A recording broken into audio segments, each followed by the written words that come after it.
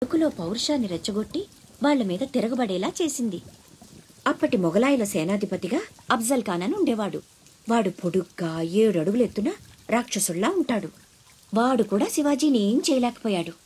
అందుకని సంధికని పిలిచి కౌగిలించుకున్నట్టు నటించి వీపులో కత్తితో పొడిచాడు. అమ్మో, శివాజీ చచ్చిపోయాడా?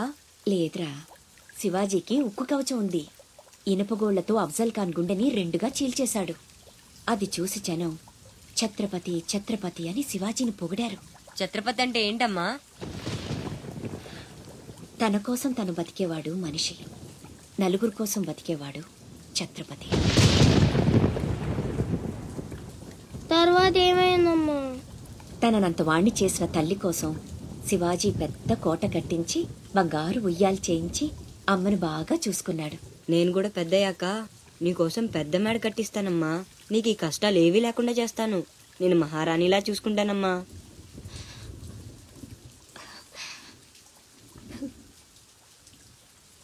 నువ్వు చాలా గొప్పవాడు అవుతావు నాన్న.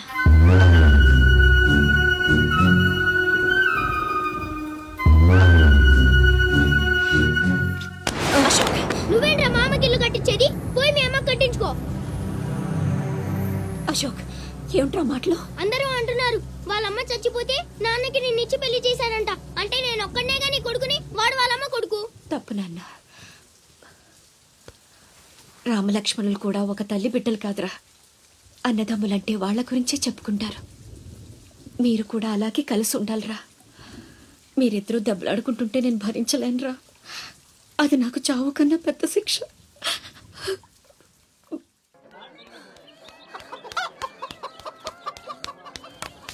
అమ్మా అమ్మా అమ్మా, ఈరోజు నీ పుట్టినరోజు కదమ్మా. నీకు ఇష్టమని జంట మామిడి పళ్ళు తెచ్చాను.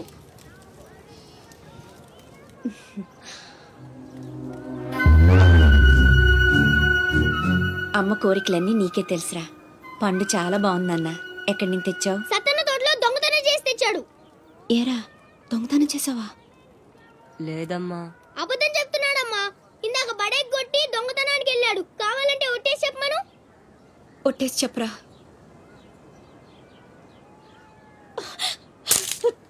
దొంగతనం చేస్తావురా? నువ్వెంతో గొప్పడు అవుతావని ఊహించుకున్నాను. ఇదే నువ్వు చేసిన పని. ఇంకెప్పుడైనా చేస్తావా? చేస్తావా? చెప్పు. పోరా, నీ మొహం చూడాలంటే అసహ్యంగా ఉంది. ఇంకెప్పుడు నాకు కనిపించకపో.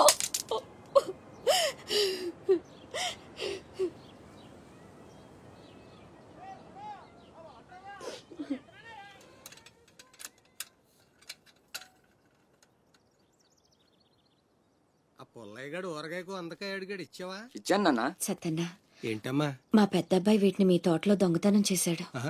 క్షమించన్నా. బలేదానివమ్మా. ఇది నీకు ఇష్టమని అడిగాడు. దాందే ఉంది తీసుకెళ్ళరా అంటే నాకు ఒట్టినే వద్దు అని తోటలో సందటాల దాకా పనిచేసి మరీ తీసుకొచ్చాడమ్మా. ఇంకో 4 పట్టుకెళ్ళరా అంటే నేను మా తమ్ముళ్లాగా ఈ జంట మామిడి పళ్ళు అంటే మా అమ్మకి ఎంతో ఇష్టమని కోసుకెళ్ళాడత్త.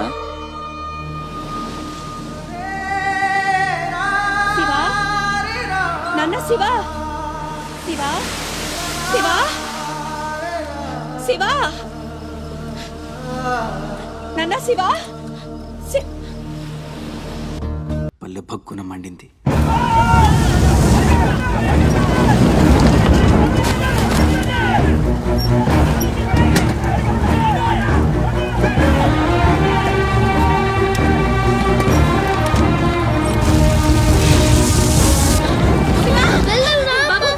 కనిపించాడా?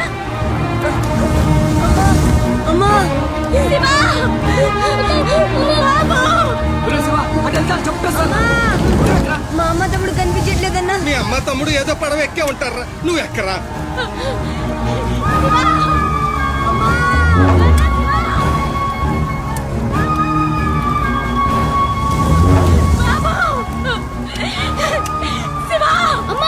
అన్నయ్య అక్కడమ్మా, లోపల ఉండిపోయాడు.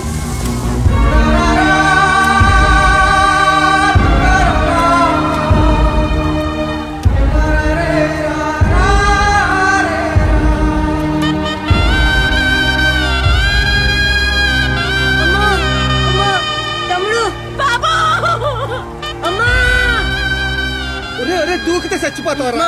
వెనక్కలేదో పడవలో వస్తారులేరా.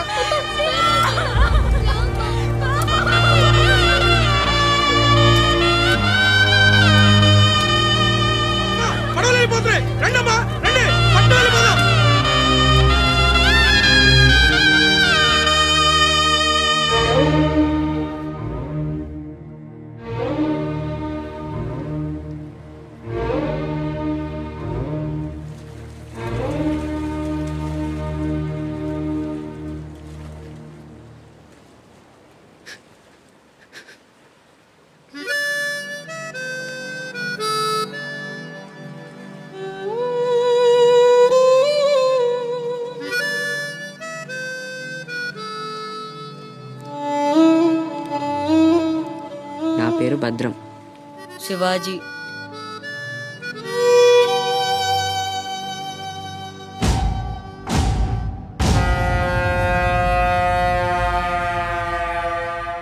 బాజీరావు గారు, వీళ్లతో కలిపి ఇప్పటి వరకు వెట్టి చాకిరీకి అదే మీరు చేరదీసిన కాంతిసీకుల సంఖ్య 3000కు పైమాటే.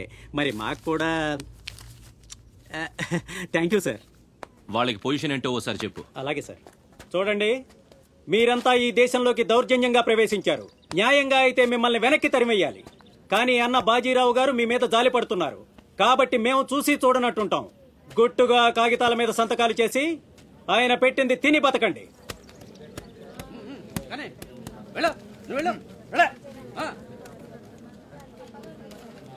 తెల్ల కాగితాల మీద సంతకాలు ఏంటండి?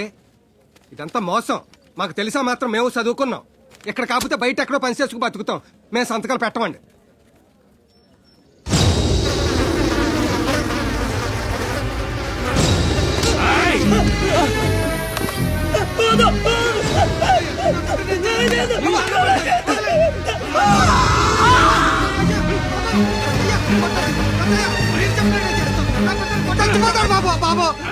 నా బిడ్డ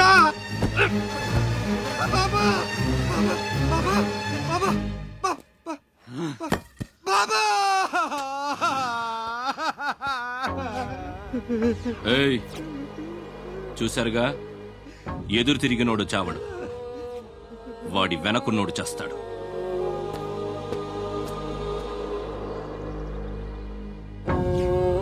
ఈ షిప్పులకి సరుకెత్తడం దించడం నా లీగల్ వ్యాపారం. దాని వెనక జరిగే చీకటి వ్యాపారం వేరే ఉంది. అదే నన్ను విశాఖపట్నానికి ఇంటర్లుడ్ని చేసింది. స్మగుల్డ్ గుడ్స్ ని షిప్పు ఒడ్డుకొచ్చాక దించడం కష్టం. అడ్డమైన గాడిదలందర్నీ మేపాలి. అందుకని షిప్పు సముద్రంలో ఉండగానే ఆ సరుకుని ఒడ్డుకు చేర్చాలి. అది మీరు చెయ్యాల్సిన పని. ఇల్లీగల్ వ్యాపారం కాబట్టి వేరే గ్రూపులు ఉంటాయి. సరుకు కోసం దాడులు జరుగుతాయి. అవతల వాళ్ళకి భయపడు, పోలీసులకి జడిసు సరుకక్కడ వదిలి రావద్దు. పొట్టి చేతులతో ఇక్కడికొస్తే అక్కడ మిగిలిన ప్రాణాలు ఇక్కడ పోతాయి.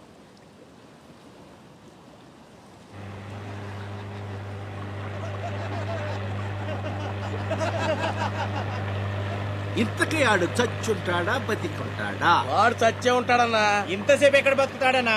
ఇంకేం బతుకుతాడు? ఖచ్చితంగా చచ్చే ఉంటాడు. అయితే పందెం. వాడు చచ్చే ఉంటాడని నా పందెం 500 అన్నా. నా పందెం 800 అన్నా. 1000 రూపాయలు నా పందెం. నా పందెం 1200. నాది 1500 అన్నా. ఖచ్చితంగా బతికుంటాడని నా పందెం 2000. లాగండ్రా.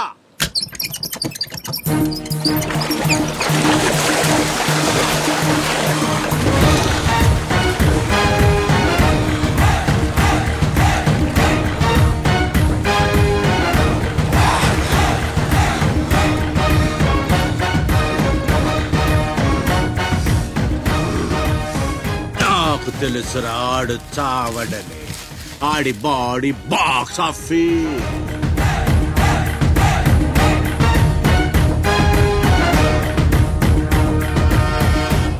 చిప్పులోంచి సరుకు దించారని తెలిసింది. మేమొచ్చేసరికి దాన్ని మాయం చేశాం. నడిసంద్రంలో అది ఎలా కుదిరింది?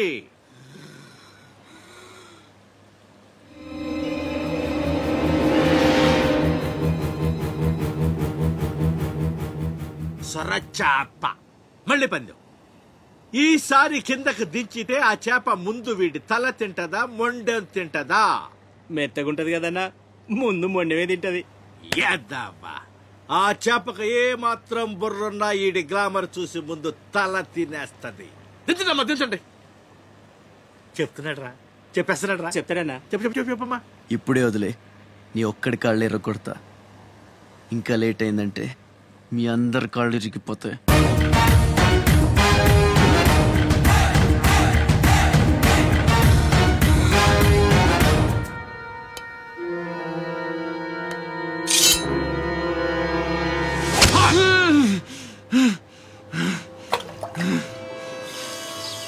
నెత్తురు వాసన చూస్తే సొరకి పిచ్చెక్కిపోద్ది.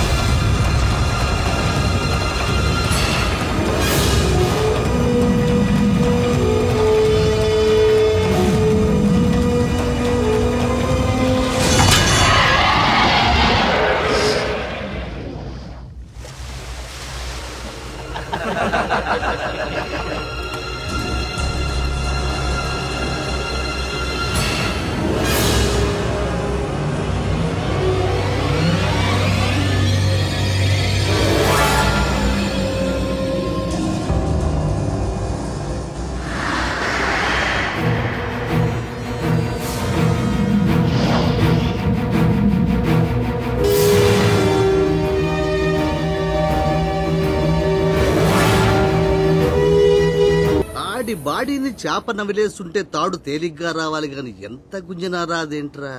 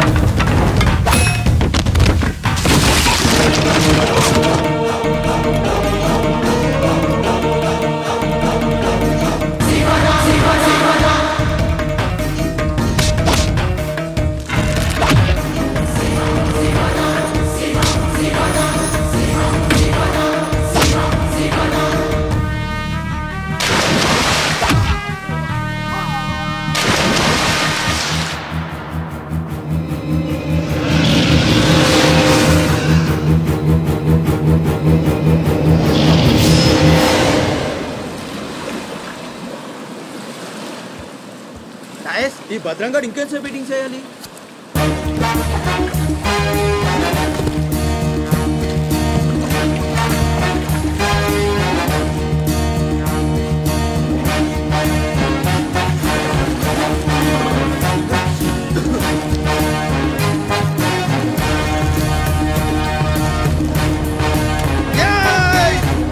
లేపండ్రా, రండ్రా, రండి, మీరు రండ్రా.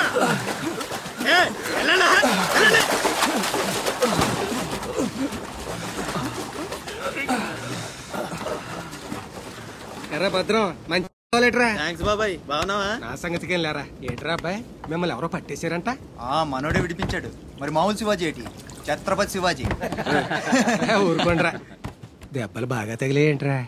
ఈ దెబ్బలదే ఉంది కాని బాబాయ్, మనోని సొరచేపకి మేతగా పడేశారు. అది ముక్కలు ముక్కలుగా నవిలేస్తుంది. ఎలా తప్పించుకున్నా అబ్బయ్యా? అసలేం నన్ను లేనేటి? అది మగ చేప కాదు, ఆడచేప. అయితే ఇంకెటి సత్తది? మనోని చూద్దాని సిగ్గుతో సీర సరిపోనేగేసుకోను దీంతోనే సరిపోనది. ఇంకెటి తింటది? సొరకి సీరా సరిపోయిందా? కనపడ్డా ఎగేసుకో. సముద్రం పోటు మీద ఉంది, డేంజరు. సచ్చినుడా పెద్ద పరిగి మొహను మీరు రండే. ఈ అదవంతా మనకు పనేటి?